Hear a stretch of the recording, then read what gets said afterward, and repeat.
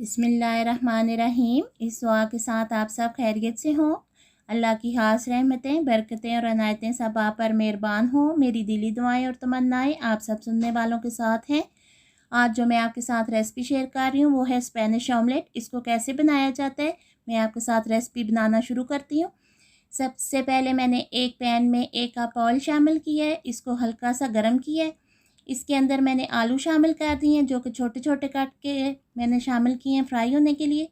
अब मैं चम्मच हिलाती रहूँगी ताकि ये हमारे प्यारे से आलू जो हैं बहुत अच्छी तरह फ्राई हो जाए। चम्मच में हिलाती रहूँगी और ये हमारे आलू जो हैं बहुत अच्छे फ्राई हो चुके हैं। इनको मैं निकाल लूँगी। माशाल्लाह आलूओं का कलर देखिए, मैंने बहुत ज़्यादा ब्राउन नहीं किए, आपने भी बहुत ज़्यादा ब्राउन नहीं करने। अब मैंने ऑयल को कम करके इस पे 2 चॉप किए हुए जो प्याज थे उनको फ्राई करूँगी।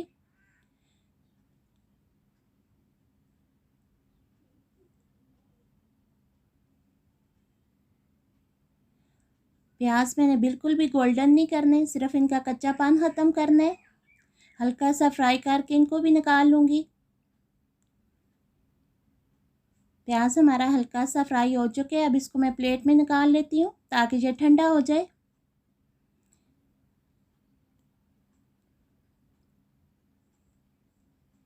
दूसरी तरफ मैंने एक बाउल में 6 अदद अंडे शामिल करूँगी।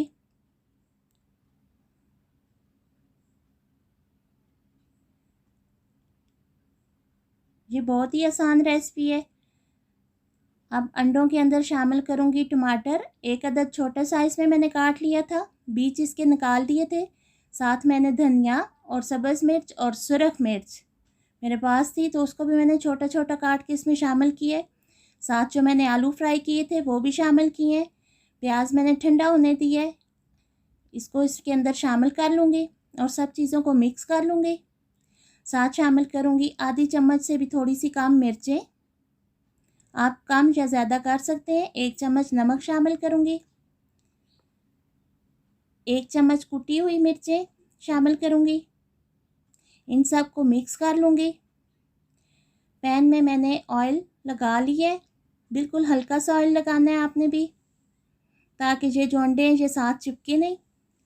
और हल्की आंच पे मैं इसको पैन को गरम किया है। अब इसमें सारा जो अमेज़ है इसमें शामिल कर दूँगी।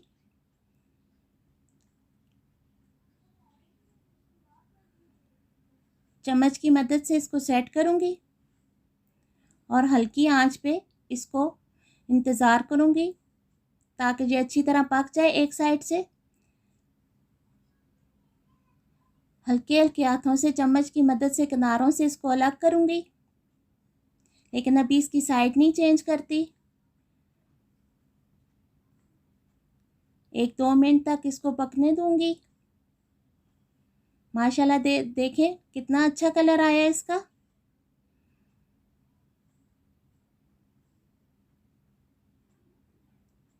अब एक प्लेट लेके उसकी मदद से इसको साइड चेंज करूँगी और जो मेज़ा जो 7 प्लेट के लगे हैं इसको भी इसके अंदर शामिल करके पकाऊंगी ताकि दूसरी साइड से पक जाए। माशाल्लाह ये देखें हमारा ऑमलेट कितना अच्छा तैयार हुआ है।